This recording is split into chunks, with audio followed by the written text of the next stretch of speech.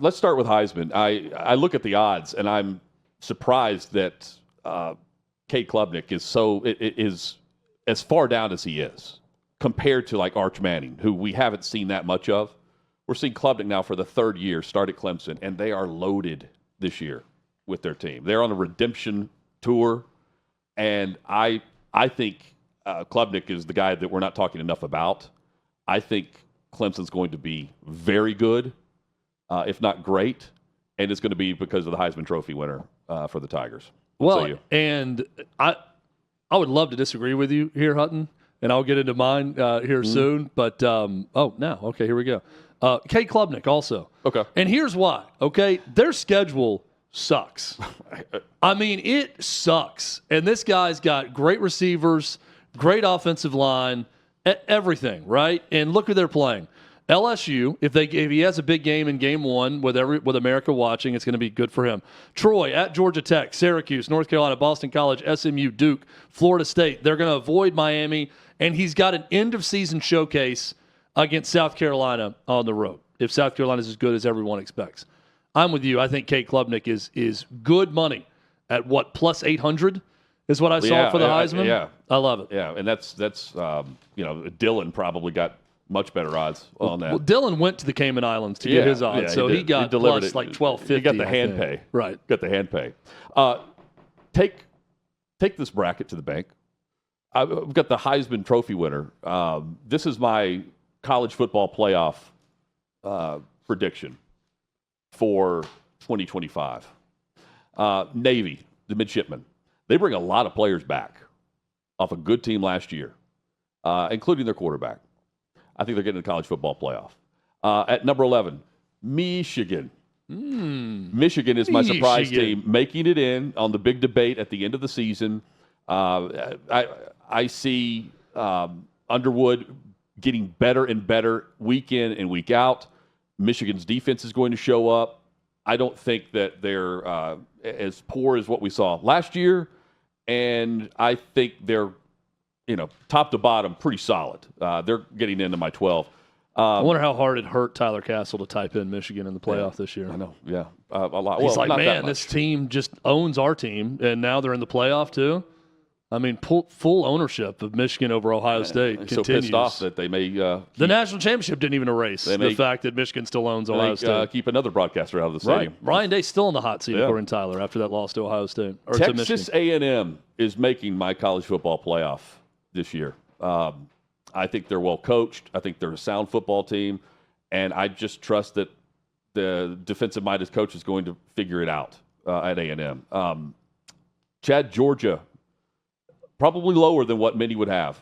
I think the Bulldogs are maybe they're not going to be the great Georgia teams that we've seen in recent years. They're going to be very good, and I have them in the playoff because of their coaching staff, Kirby Smart, and the fact that their defense is always legit. Oregon also in there, tried and true and tested. Texas Tech is coming out of the Big 12 for me. At the 7th seed. And then we have probably in no particular order the consensus top 6. Ohio State, Notre Dame, Alabama, Texas, Penn State, and then Clemson is in my number 1 spot. I also have Clemson taking home the title. There you go. How different is yours? I think it's going to be very, very different. It's a little bit different, but some similarities in there too. So my playoff this year. Let's start with number 12. I love what I saw last night from Alex Golish's group. They just put it on Boise State. Boise State, I understand they had to go across the country in heat and humidity and play at like 5:30 on a Thursday to start their season, which is not ideal. Who are you, Mick Cronin? But boy, did they fall off. Yeah, I got to get back on here and eat this shitty food on my flight back to Boise, Idaho. Boy, did they fall off a cliff without Ashton Genty. That was terrible. They looked awful in that game. Did. USF looked really good. I think they'll play with Florida and Miami enough. They're not going to win those games, but they're going to be competitive. That's going to give them a boost with that tougher schedule in their next 2 weeks, and they'll win out, and they'll be the group of 5 representative at number 12. Number 11, I'm with you, Hutton. We're both high on Texas A&M. I think the Aggies with Marcel Reed, Mike Elko is going to figure it out defensively this year. Give me Texas A&M with a pretty favorable schedule in the SEC with the 11 seed. 10 seed Oregon. Dan Lanning has reached a level of consistency. I feel good about the roster. I think Dante Moore, it's a redemption tour for him at quarterback at Oregon. The Ducks are the 10 seed. Number 9 seed, Miami. I do think that Shannon Dawson is going to work wonders with Carson Beck. I like their schedule too. ACC, not great. I think they're going to do very well. Give me Miami with the 9 seed. Alabama with a bounce-back year with Ty Simpson. But Ty Simpson is the key. It's Ryan Grubb coming back to help with offensive play calling, to be the offensive coordinator for Kalen DeBoer. Give me the Crimson Tide out of the SEC at number 8. And I didn't mention this about Bama, but I think they have some Grizzlies on defense. Their defense is going to be stout. Yeah. 2 of my next 3 teams, Hutton, I feel like this is the biggest layup for a playoff berth, which gives me pause when you feel this certain about it. Penn State's one of them. James Franklin's going to have to do a lot to screw this up. I don't think he's winning his biggest games this year, even with that roster he has returning with Drew Aller and Katron Allen and Singleton. I mean, 2 of the best, maybe running backs in the country on the same team for Penn State. But he's not going to screw this up and not be in the playoff. So I think they're going to have a very good year. They're my 7 seed. Georgia with a 6 seed. This is more of a confidence pick in Kirby Smart and the program that he's built. They're going to be really good on defense. They're going to do what it takes. Gunnar Stockton is not going to overwhelm anyone, but they've got enough talent around them where they're going to find a way in the playoff. They're my 6 seed. 5 seed Notre Dame. My goodness, it's going to be tough to screw up their schedule. They got a tough one to start, but then they get A&M at home. And outside of that, it's just not much for Notre Dame. So I think they're going to work their way into that playoff. My Big 12 representative, Iowa State. I really like Rocco Becht. I think this is the year Matt Campbell, he's well respected. Everyone loves what he's done in Ames. I think this veteran squad he has, huge win over Kansas State to start the season. They're my pick in the Big 12. Ohio State, there you go, Tyler. No Michigan in my top 12, and Ohio State is my Big 10 champion. They did not win the Big 10 a year ago. I think they're going to be really, really good. Yes, they lost 14 players to the NFL draft, the most in college football. They're going to reload and be just fine. And Jeremiah Smith, I think, is the best player in college football coming back. Number 2, Hutton, we talked about it with Cade Klubnik. Clemson. Weak schedule, great offense, loaded roster. I like Dabo Swinney in a bounce-back year. And number 1, the Texas Longhorns. I love what they do defensively. Their secondary, top-notch a year ago. I think it will be again this year. I think Arch Manning is going to be really good. Give me the Longhorns to be the number 1 seed in the playoff. How close were you to having Arch as the Heisman? Not close. Me either. I don't know what it is about seeing Cade Klubnik with the 3rd best odds, but that was just like a beacon of light flashing at me. I'm with you, man. I must take Cade Klubnik at this, and I don't understand why why he's best, but I think it needs to be a tighter race to I just think that he's going to pilfer stats this year off of bad competition. And he's going to get the football a lot. Yeah, and I don't think they're going to be pulling him that early in games because they're going to be pumping up that resume with some blowout wins. By the way, the Penn State schedule, they are 44-point favorites this upcoming weekend. They then play Villanova in like week 3 and another, kick the can down the road opponent in the second game of the season. I mean, you cannot screw this up. No. You cannot screw that but up. But it's the SEC that plays all the cupcakes. Got it. Villanova, Big 10, people.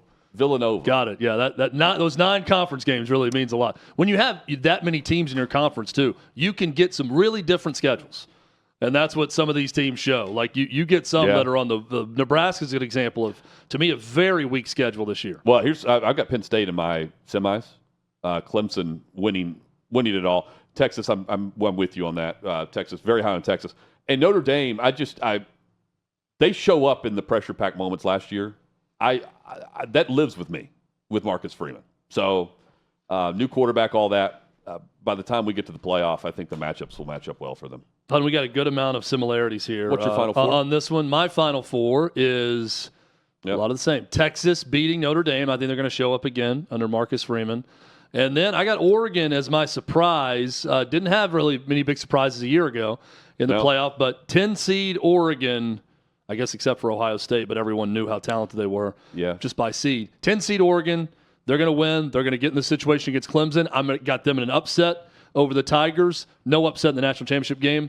Texas Longhorns, national champions, defeating Oregon. I'll tell you right now, we're looking for some upsets. Wrong team favored. We're back for another year of this. We've got Sean and Adam also joining us. It was a weekly bludgeoning for me last year in this competition. It was terrible. I think that the tide has turned for you. But let me point out. Did I win last year? I don't even remember. That's how serious we are. I think you won. We won games. We won outright winners. I know, but like Davey was like neck and neck. I think I won 2 maybe the whole year. It was really bad. I'm winning this game right out of the jump, right out of the gate. Virginia Tech is going to beat South Carolina. This is the reverse matchup when I see this that Vanderbilt launched their season on against Virginia Tech last year. No one is expecting this game to be close except for Vegas, who continues to move the line closer and closer to now less than what does Vegas know? What does Vegas know? Vegas knows all. And this was a 10-point spread a week and a half ago. Now it's 7.5. I'm taking Virginia Tech outright. Dropping drones is what we're going to be doing in this game. The other quarterback, not named Sellers. Hutton, I'm going to continue my trend of having my eyes way bigger than my stomach in this competition and going way too big each week. And I'm going to go with a 9.5-point spread. Give me Toledo. Toledo is the class of the MAC, and it's not even close. They have separated themselves from the rest of MACtion to the point where I think they're going to dominate, and I think they're a really good chance of maybe being that Group of 5 team in the college football playoff. Tucker Gleason, a fifth-year senior, really good quarterback. He went to an SEC venue a year ago and beat the ever-loving shit out of Mississippi State 41-17. This is not foreign territory for them, not foreign territory for Chip Trainum, star running back for Toledo on his fourth school. He started at Kentucky. So this is a homecoming for him. Went to Ohio State and then went to Arizona State. Now he's at Toledo. Hutton, I think that Toledo wins outright in the Commonwealth at storied Kroger Field this week. And that great Kroger Field atmosphere and tradition not going to be enough to give the Wildcats a win over these Toledo Rockets. I think they're a live dog, and it's mainly because of, they're playing Kentucky. Yeah. Zach Calzado doesn't get you excited? Historic is what you meant. Historic Kroger Field. Storied and historic the Kroger old K. Field. Roger. That's right. I'm definitely not worried about Kroger Field, but I would be worried about Baylor's home environment if I'm Auburn, because one word to describe this offseason for Auburn would be dysfunctional. And I don't think a dysfunctional offseason is the way that you prepare yourself to go into a hostile environment. I'm rolling with the better quarterback here. I'm taking Baylor. They've got 3 dudes calling plays over there on the Auburn sideline. You can't work something like that out in the middle of chaos on the road for your first game. Auburn may be the more talented team overall, but in week 1, like I said, I'm rolling with the better quarterback and the better coaching situation and the better overall offseason. Okay. One quick note on Baylor. Why is Dave Aranda acting like they're poor at Baylor? He had a press conference this week, and he's like, we're finally spending some money here, and we've got some decent players. And I'm thinking, you've got Scott Drew in your athletic department who won a national title buying everyone at Baylor. You've got a ton of money in that school. They act like they just realize that they have alumni that have money at Baylor. Who do they think they are? Kentucky? Exactly. Yeah. Is he speaking in comparison to like Texas Tech and Texas? He's setting expectations like we don't have Texas Tech money, we don't have Texas money. But I saw these headlines like Baylor never spent money, and now they're spending money, and Dave Aranda's finally acting confident. Like he's the head coach at Memphis. Yeah, to me it was like a spin piece. Oh, okay. He's not been that good because he doesn't have any money or support. Well, now they're spending money, so he might be okay. Donations are about to roll in after they beat Auburn. You know who doesn't have money? Toledo. But it's not stopping them from winning the MAC. That's for damn sure. That's right. Sean, what's your outright winner this week? My outright winner, UNC beating TCU 3.5. 3.5. Chapel Bill, baby. The drama-filled offseason with Bill Belichick again in college scares me not one bit. He's the greatest football mind of the 21st century, and he's been here before. He's had scandal specials before. Deflategate, cheating scandals. You think a little some conversation in the offseason from talking heads about his side piece are going to be going to phase him? No. He knows how to get dudes ready. And then I think the outside noise and the inside silence at UNC are completely opposite. I think these guys, it's going to be a weird look. It's going to be odd seeing him on the TV on the sidelines in college. But I'm not going to bet against this guy. I'm not going to pick that he loses as a dog in the first game against TCU. Josh Hoover, good quarterback, probably going to have a great season. But this is Bill Belichick. I'm not starting his college tenure off on a bad note, and I don't think he wants to either. I looked hard at that one, too, because I do feel like there is a Coach Prime effect of, oh, you're doubting me? You know, Deion Sanders after the first game telling Ed Werder, do you believe? After they beat TCU, believe? And I feel like there's a little bit of that with Bill Belichick, where I don't think they're going to be that good for most of the season, but I think they're going to be ready for this opener, and there's going to be some trick plays. I predict some trickery from Chapel Bill. Here is another prediction. There will be vitriol on social media with how many times we see Jordan Hudson in this game. Oh, yeah. People are going to be pissed off for greatness on this. And I'm also curious what he's going to wear. I know that sounds so weird. Is he going with the cutoff hoodie? Yeah. Or is he going to be wearing like the stuff that he wore to the press conference, which was very old school, a throwback to his dad?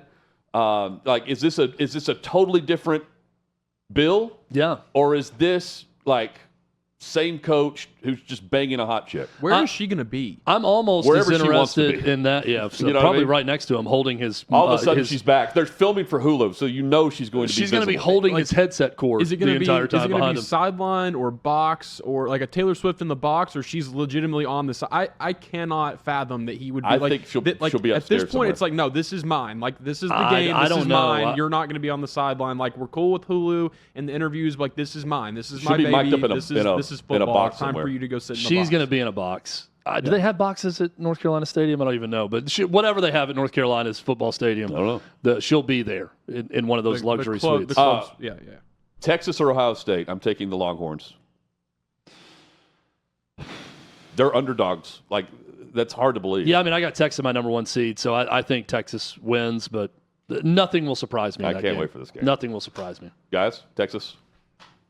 I'm taking Texas.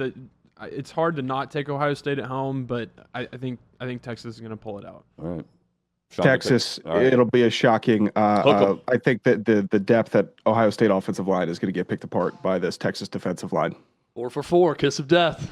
Tyler rejoices back there. He's like, now Ohio State's definitely winning. Yeah. All That's the 4 of best these thing for guys you, picked Tyler. against I'm my gonna go cash it out. Buckeyes. I'm going to go with the hand pay. How dare they pick against the most unlikable coach in college football, Ryan Day? Enjoy Labor Day weekend. Enjoy college A man only football. Kirk Herbstreit could love. Let's go. Yes. Enjoy football. Rejoice. It is back. We're back. And we'll be back Tuesday. Yeah, fun week Tuesday. on Tuesday. Join us then here on Hot Mic, Hutton and Withrow. Enjoy the long weekend, everyone.